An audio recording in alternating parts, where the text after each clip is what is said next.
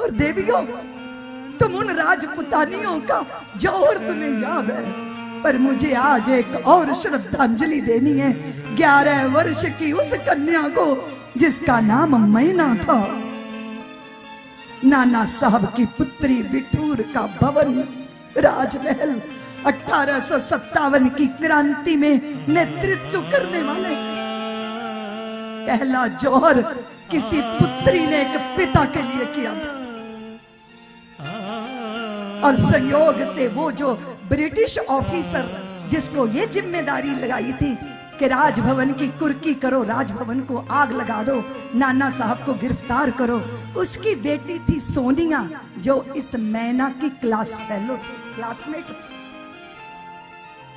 उसने जब भवन में मैना को देखा, कहा बेटी तू तू तू उसने कहा आपने मुझे पहचाना नहीं, मैं तो आपकी बेटी की सहेली। और उनकी वो बेटी पहले ही मर चुकी थी।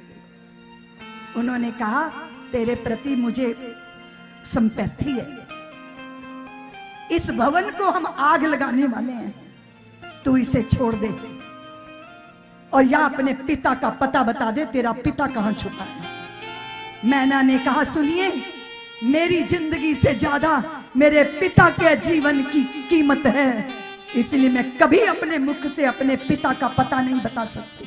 मेरे पिता कहां छुपे हैं, कहां गए हैं, नहीं बता सकती।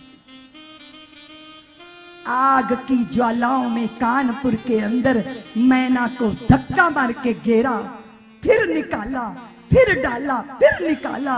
अधजली मैना को पूछा जा रहा है, मैना बता दे, अभी भी बता दे। और अधजली अवस्था में वो 11 वर्ष की कन्या कहती है मेरे जीवन से ज्यादा मेरे पिता का जीवन कीमती है, क्योंकि वो राष्ट्र को समर्पित है। वो पहला जो